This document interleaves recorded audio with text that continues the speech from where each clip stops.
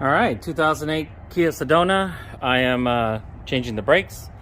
The first thing I did is I lifted the car and put it on all four jacks. Hard to see from that angle. There's one back there. So basically I lifted all four tires up at the same time, and that way I can just get to it.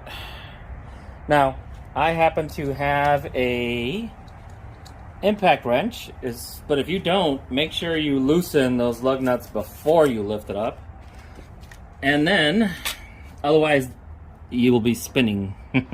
So make sure you loosen those up, and I actually loosened these up. So we're gonna go ahead and take off this wheel.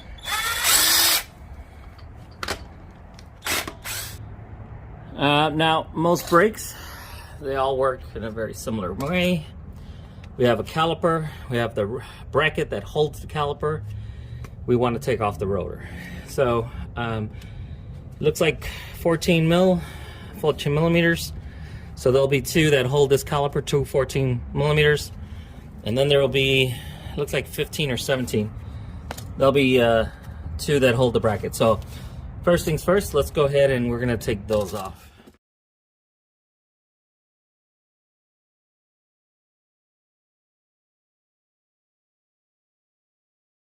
Times. There you go.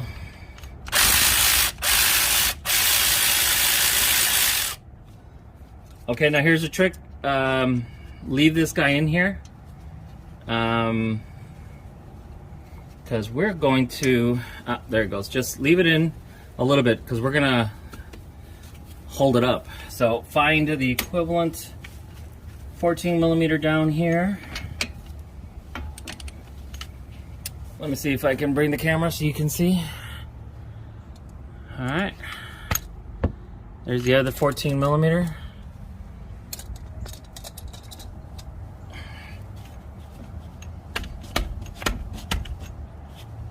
Righty tighty, lefty loosey. I want to make sure that I am, yep, loosening it.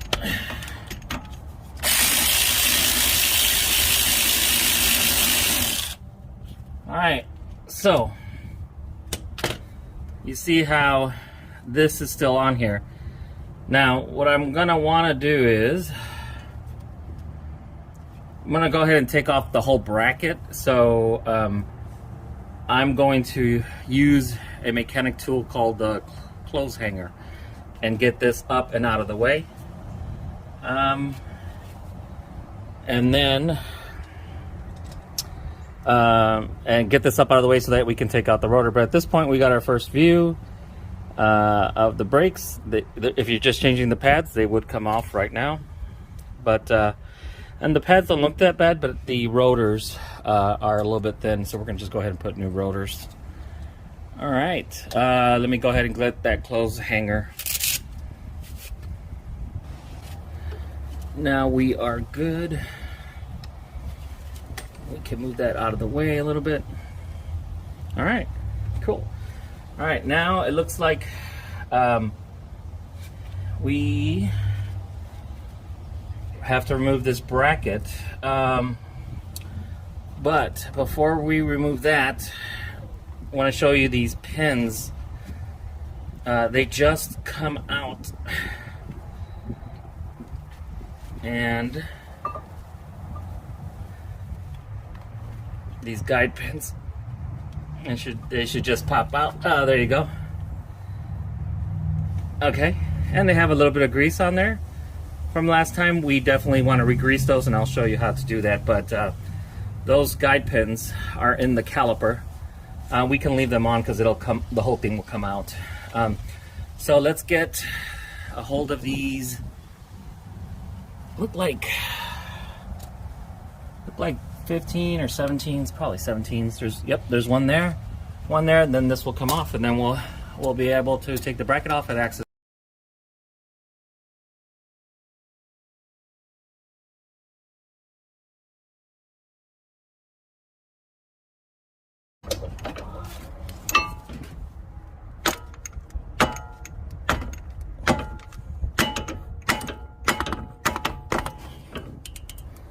Well, I was in there pretty good.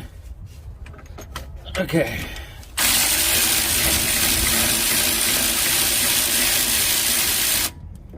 And again, you don't want to remove that one totally because you want to get the other one out. I'm going to switch it back to my 17 millimeter. And it'll be, that's good.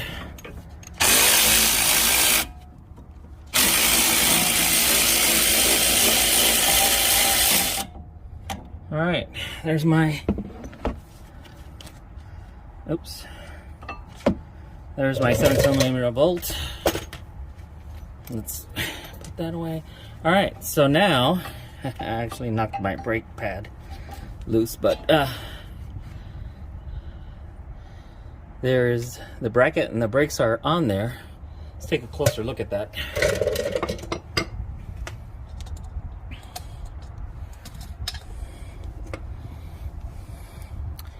So at this point, we can remove the pads, and you can see they're pretty good. They're pretty healthy. I wasn't too worried about the pads. I was more worried about the rotor.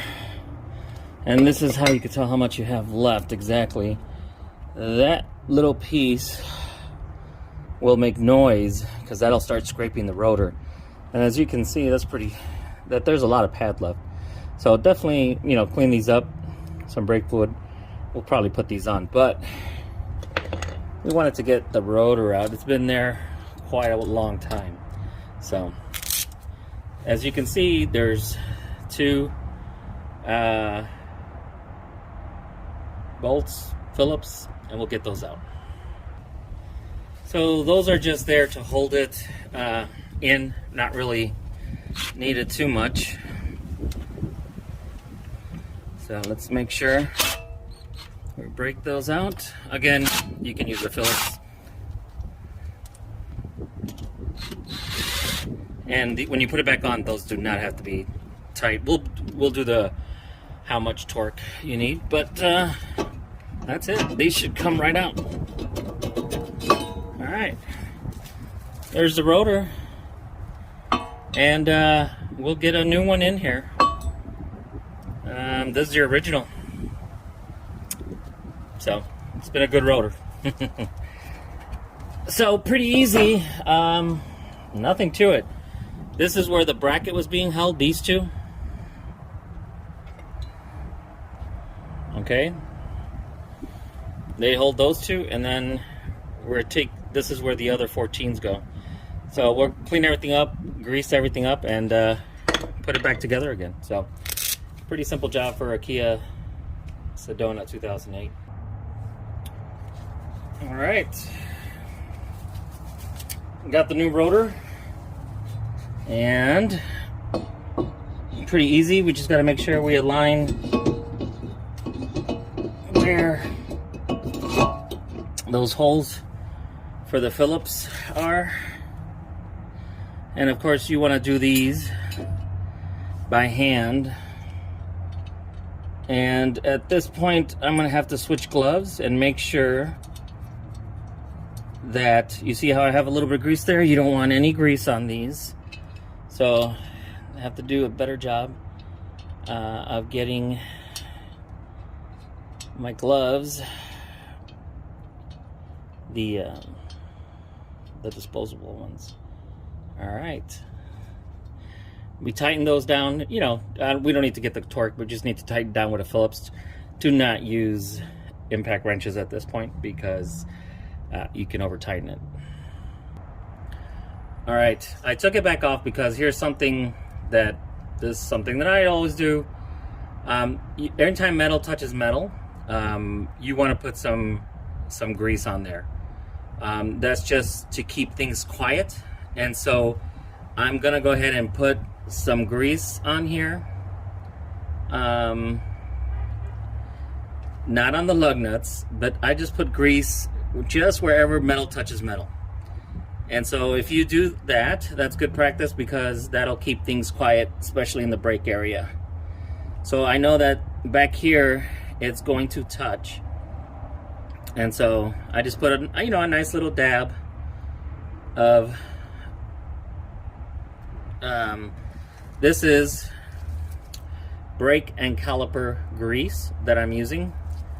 So anyway, I put a dab there, and I'll go ahead and just smear it around a little bit, And again, this is probably overkill for most people, but that's the way I was taught, so I just want to go ahead and continue that. All right, so now that I have good amount there, now carefully grabbing the rotor as to not, again, making sure I don't get any grease on it. Now I'll go ahead and, you see how it just feels better now? And it's a little, like stuck there. See how it comes out? So, anyway, that's just a little bit of grease. Now we'll go ahead and put those screws in there. Again, these are just to hold it while it's in there, because once the tire gets on there, it'll hold. These are just to be in there for now. All right, next let's clean off the brake parts, and once we clean them off, we'll go ahead and start putting it back together again. All right, next step is we want to make sure that we clean the bracket, and I suggest you use gloves, safety glasses, and a good mask. And I'm using brake clean. You can use any brake cleaner, and just to get all the grease out of there. So that's definitely the next step, and make sure you always think about safety. So now let's get that grease on the brake grease on that bracket. All right, now the next parts that tells you if it's a good brake job or a great brake job. So remember these guide pins? Remember I said they just come right out? So what we want to do is we want to clean them out really well. And see, they just go back in here. So let's just take all the old grease off.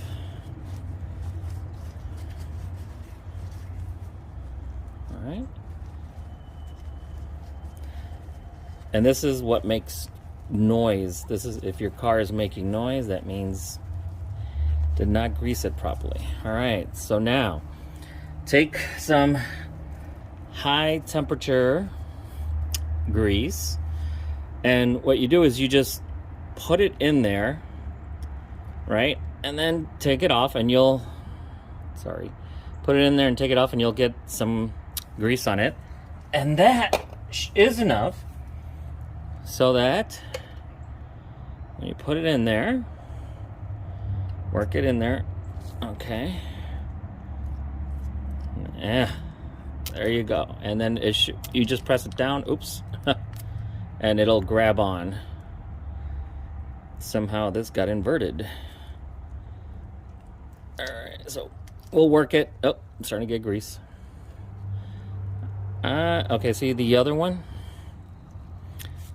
See, oh man, they definitely needed some grease. Okay. Oh, it's not inverted, it's just, that's the way it is. So it just goes down and stays down. So, and we'll clean off the grease. All right, now I gotta take this other one out. Wow, I needed that. All right, so remember, we'll put high temperature grease, and then we'll get it ready to go back in. All right, next step. We got them on there. Next, we want to take some brake and caliper grease. And this, remember, metal on metal? So we're going to want to put some wherever metal touches on metal. So I know that the metal's going to touch here. So I want to put, you know, just a nice amount over here. Just enough to cover it, because I know that's where the metal is going to sit. All right, here we go. Fit nicely. All right. Okay, now the brake pad is going to sit right in there. So we want a little bit of grease right inside here, because that's where the brake pad is going to sit. All right, and that's it. Don't overdo it. All right, so remember to grease all the places metal touches metal, and then we'll go ahead and put it back, and then we'll put the brake pads in. All right, so I'm putting the bracket back with the 17 millimeters. And so this goes on first, then get the brakes, and then inevitably you're gonna get some grease on the rotor. Make sure that the grease is gone.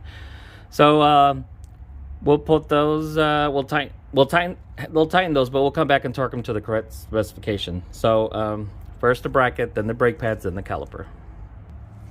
All right, here's that worn, when this goes against the rotor, it just makes a big scraping sound.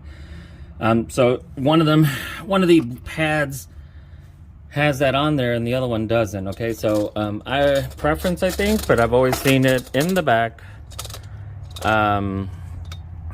And so the one without that goes in the front, and there we go. So now we're almost there. So next step is we're gonna take our caliper that's hanging here with this, what did I call it? Where my shirts come, the clothes hanger, a hanger. We're gonna take it off, and then we're gonna have to push these back, and I'm gonna use a C-clamp. I guess you can use big pliers, but C-clamps work well because inevitably they probably won't fit over the existing brakes, but we're gonna try that anyway, so be right back. Okay, next you wanna take the cap off the reservoir for the fluid, and then you're gonna want to use the brake pad, which I don't have. So normally you put the old brake pad over here and then use your C-clamp to push these pistons. So I'm just gonna do one by one and not use the brake pad. So, you know, just squeeze it down till it gets back down to where it was at. And so the nice thing about the brake pad is it does it evenly. So get these back down so it'll fit over the pads. All right, I put a little grease on there because remember, metal on metal. Now they should fit. Oh, they fit nicely. And then these, you got to push in the guide pins. There you go. All right, so now we need our 14 millimeters. All right, and these, you notice it's not hanging onto anything, it's just going into these guide pins. Well, that torque is only like 20 foot-pounds. So in other words, it is not a lot. This is like the number one thing people break. They keep tightening these down and down and down. They don't need to be tightened because it's really just tightening against this the guide pin. So 20 foot-pounds, we might have to hold it while we put these in.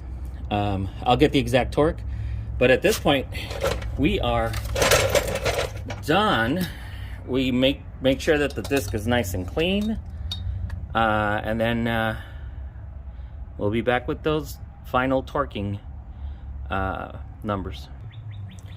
All right, so here these guys are only 20 foot-pounds because I think the range is, let me get the range. The range is 15.9 to 23.1 foot-pounds. Okay, so that is not a lot. So normally I have a bigger torque wrench. So this is a smaller torque wrench because I want to get that right. And so you see how this is starting to move. So that means we need to get my 17 millimeter here, and that we need to hold it while I do this and while I put the camera in front of me. Let's see how well I can do this. Not very well because I don't want it to slip. Okay, there. That's it. okay? Be careful on torque wrenches.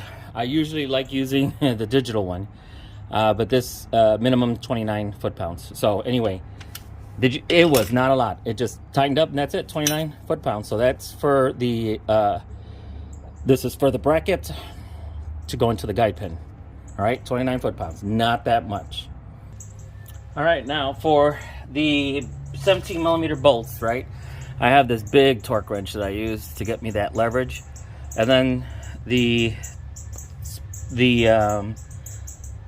those are called, it's, I'm looking at the piece of paper here. Okay, 57.9 to 72.3 foot-pounds.